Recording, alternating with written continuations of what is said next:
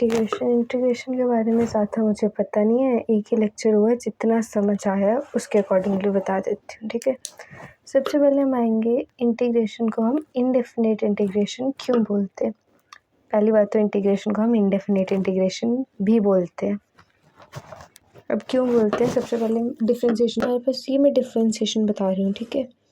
ये जो x² + 10 की डिफ्रेंसिएशन क्या होगी, ये लिखा n x, तो यहाँ पे स्क्वायर है 1 n-1 करके ऐसे आ जाएगा। x² + 10 की डिफ्रेंसिएशन होगी 2x, इसकी कांस्टेंट की डिफ्रेंसिएशन 0 होती है तो वो नहीं लिखेंगे। सेम हियर x² - 100 की डिफ्रेंसिएशन भी 2x।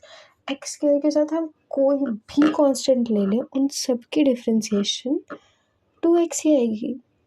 पर इंटीग्रेशन का क्या मतलब, अगर x² की डिफ्रेंसिएशन 2x है तो जो 2x की इंटीग्रेशन होगी ना वो x² होगी। 2x की इंटीग्रेशन क्या होगी, x², क्योंकि x जो है वो सिर्फ x² की डिफ्रेंसिएशन नहीं है, वो x² + 10 x² के साथ कोई भी कांस्टेंट ले लो, उन सब की डिफ्रेंसिएशन 2x ही आने वाली है।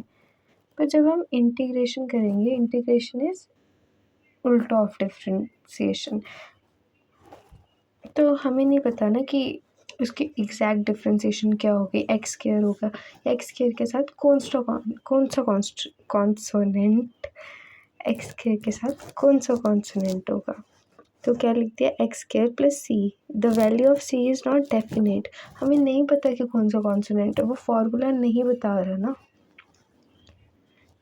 तो इसलिए हम इसकी वैल्यू जो है वो डेफिनेट नहीं है, इसलिए हम इंटीग्रेशन को इनडेफिनेट बोल देते हैं। ये कभी भी डिफ्रेंसिएशन के साथ इनडेफिनेट वर्ड यूज़ नहीं होगा, क्योंकि हमें डिफ्रेंसिएशन में एग्जैक्ट वैल्यूज़ पता होते हैं, इंटीग्रेशन में नहीं पता होते, इसलिए इनडेफिनेट या फिर अनसर्टन, क्योंकि जो वैल्यू है वो सर्टन नहीं है, इसलिए इनडेफिनेट इंटीग्रेशन बोल रहे हैं। अब हम सीधे आ जाइए इंटीग्रेशन के फॉर्मूले पे।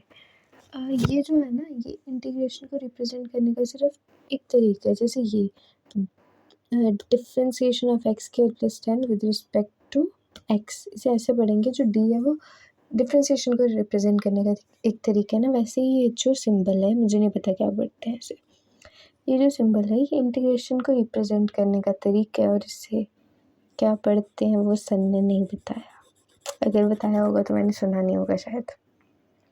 तो ये देख ले, ठीक है, कि डिफ्रेंसिएशन को हम ऐसे लिखेंगे कि differentiation of this is this. Integration में इसको कैसे लिखेंगे कि integration of 2x is x² + 10। अब डिफ्रेंसिएशन के फॉर्मूले पे आ जाते हैं, इंटीग्रेशन के फॉर्मूले पे आ जाते हैं ना, तो डिफ्रेंसिएशन के भी x⁴n का फॉर्मूला था, इंटीग्रेशन का भी वैसे फॉर्मूला है। इसमें क्या करना है, x n+1 upon n+1 + c।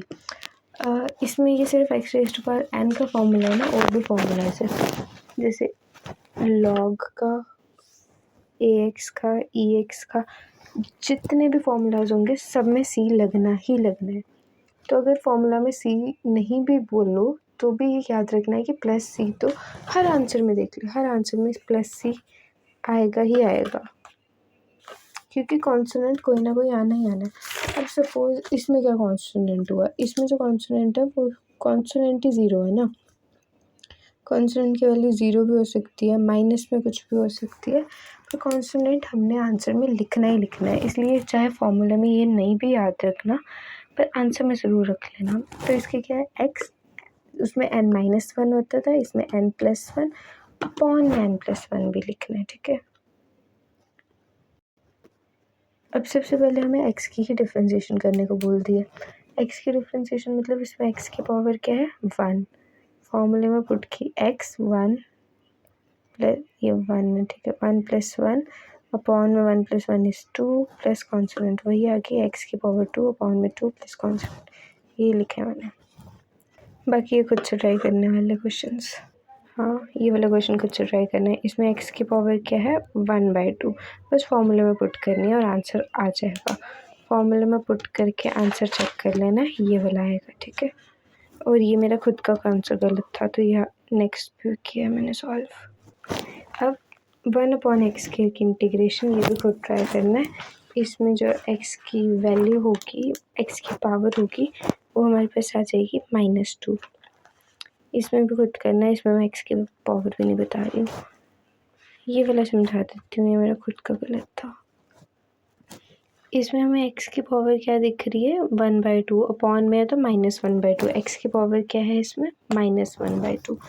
बस x की पावर n मतलब n 1/2 -1/2 है तो -1/2 डाला दोनों जगह। इसके बाद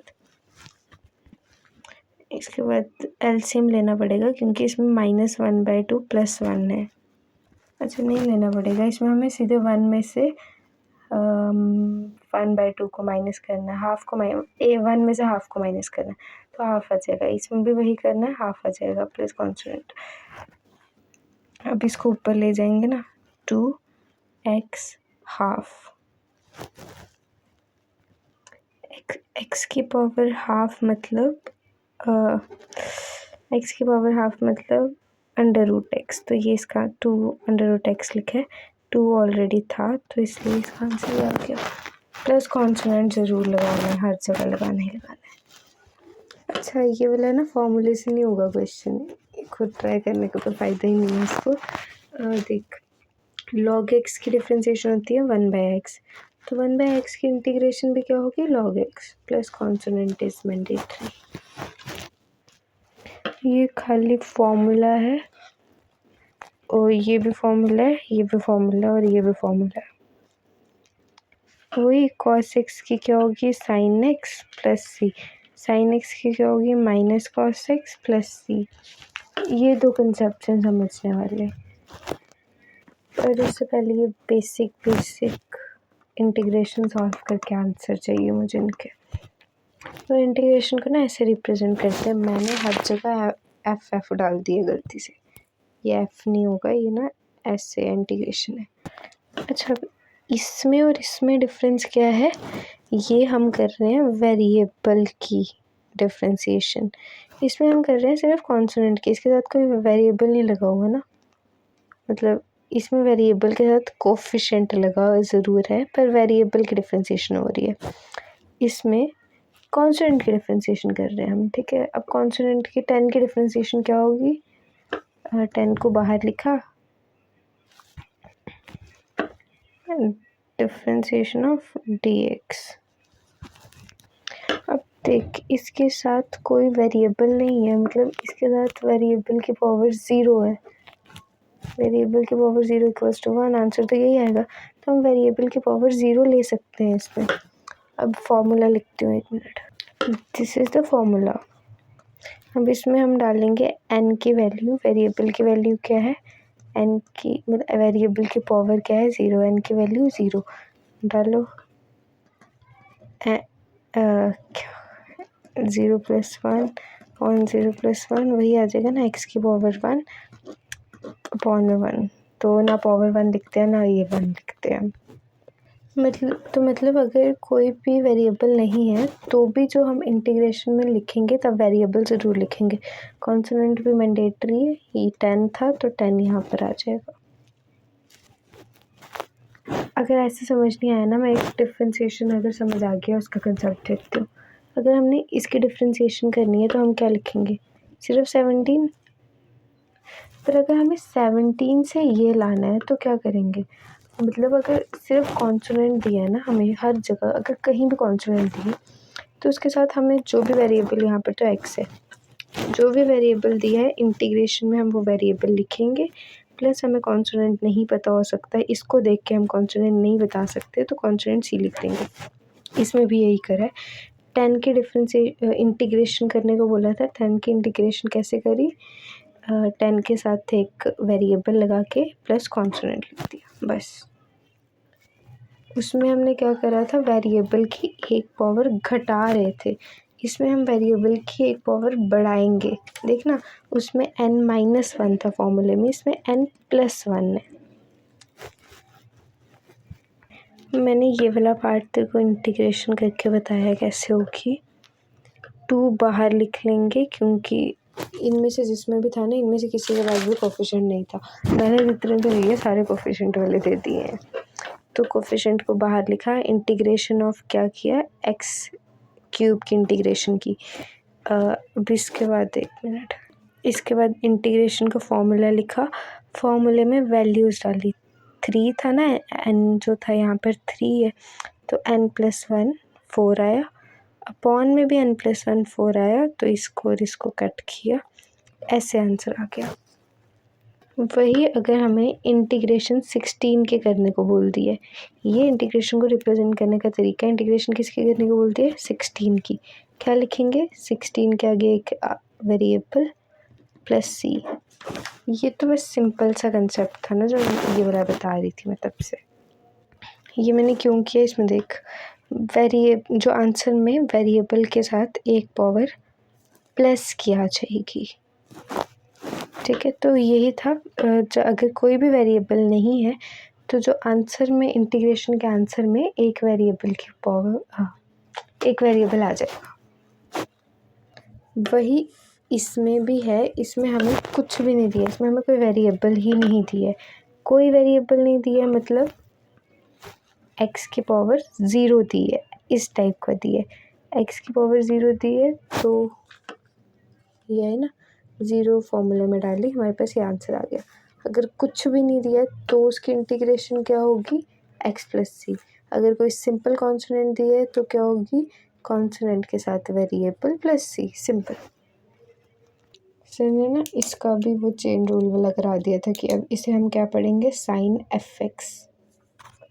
तो हमें किसकी इंटीग्रेशन करनी है, साइन fx की। साइन की डिफरेंशिएशन क्या पढ़ी हमने, यहाँ पर थी, साइन की डिफरेंशिएशन पढ़ी माइनस कॉस x प्लस सी।